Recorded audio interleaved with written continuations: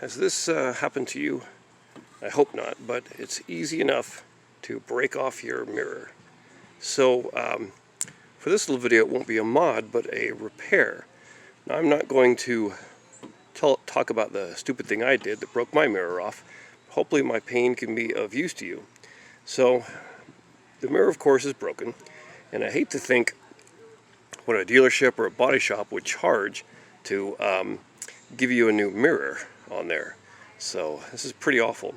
Really, the part that's broken is this part right here. These bolts that are right here hold on this plastic bracket. They look like carriage bolts. They have threads on each end, and they thread into these three areas here, three threaded plastic areas, and that's what, of course, breaks off because it's just plastic. So the part you really need is just this part right here. You don't need really brand new of everything else, just this. Well, how do you get this? Let's take a look. First thing you'll need to do is you'll need to actually remove the mirror. And in order to do that, you have to take off the inner panel of the door. Now, there are plenty of videos on YouTube on how to do that. So you'll need to take off the door panel and also first remove this piece right here. It's held in by these three little clips. So you can see them. They're kind of precarious in there. Now, I only see two of the three, and I'm wondering if maybe one fell down there. So I've heard if it falls down, it's gone. You're not getting it back. But basically, you'll need to pull this off, and that's where the three clips will go. And this will allow you access to the bolts, the three bolts to hold on the mirror bracket from the inside. And of course, you'll have to do everything to remove this this door panel here, because you have to pull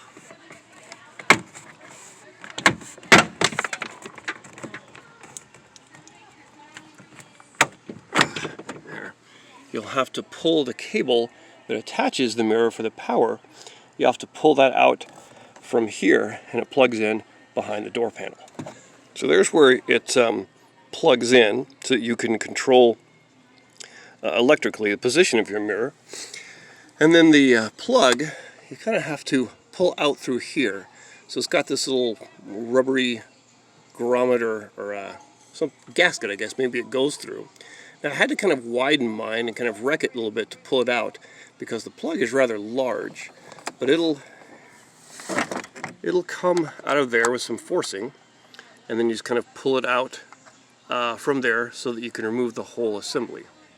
Now, as far as costs, here is a replacement one I found on eBay, and currently you can get them for between $30 and $40, if you can believe it. So imagine what that, plus a little bit of your own time, can do to save you money.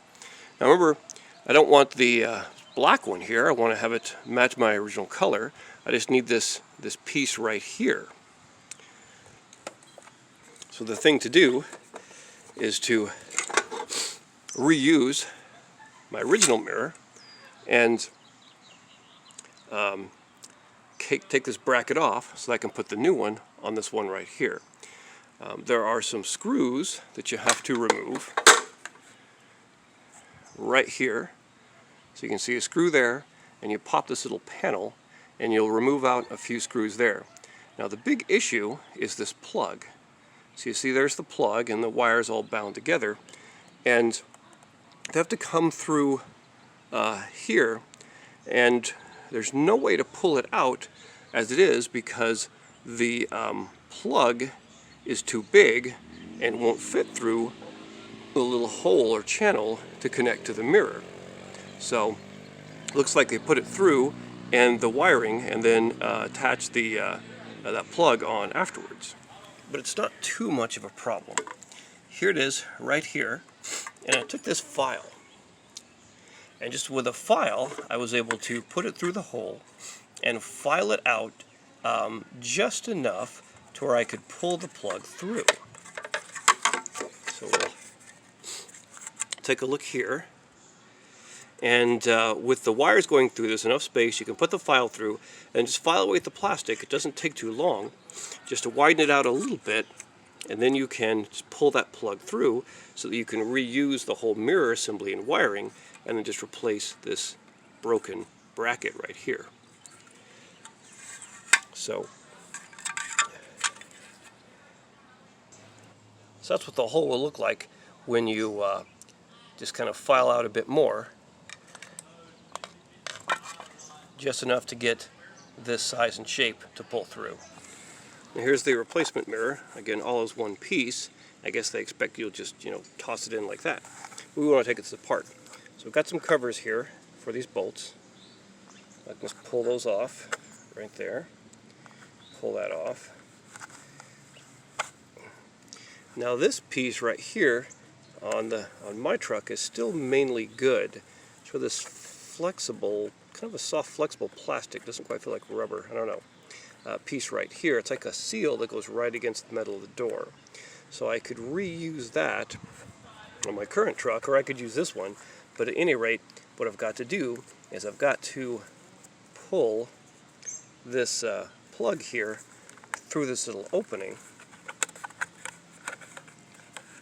Kind of pop this off of the bolts. Tough to do one-handed.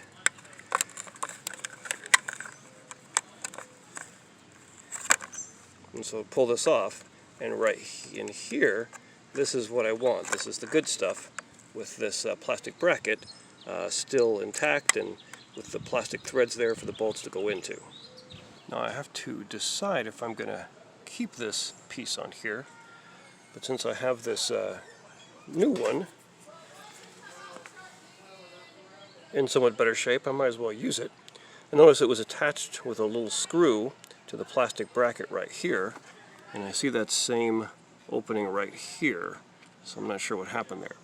But the thing to do here is to remove any of these little bits from the original plastic bracket that are still hanging on, so that I can free this and pull it away from the actual metal part of the door. What's holding it onto the door frame are these 3 bolts, which are 10mm bolts.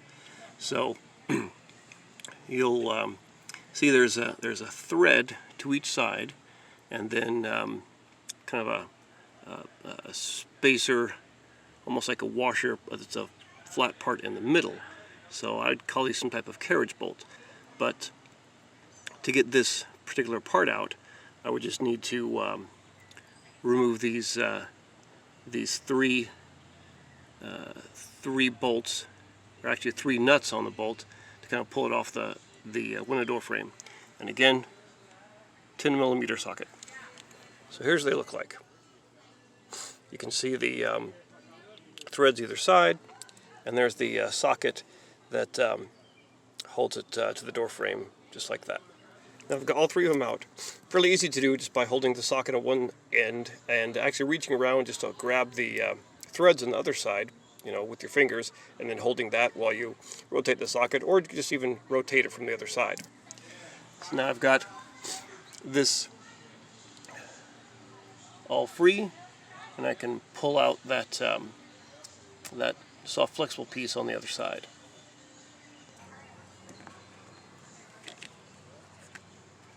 Okay, comes right off, and it's still in good shape, but I might as well use the newer piece. There's a little bit of damage I had to go through to pull that plug through there, but this is not the part that gets damaged, so this part is still okay. So here I am on the new one. There's that one screw taken out, and you just pop this little cover off. A little flathead screwdriver will just pop it off really easily, and you remove those 2 screws in there. Then you can remove the entire mirror assembly from the bracket that holds it. So here's the piece I want, right there.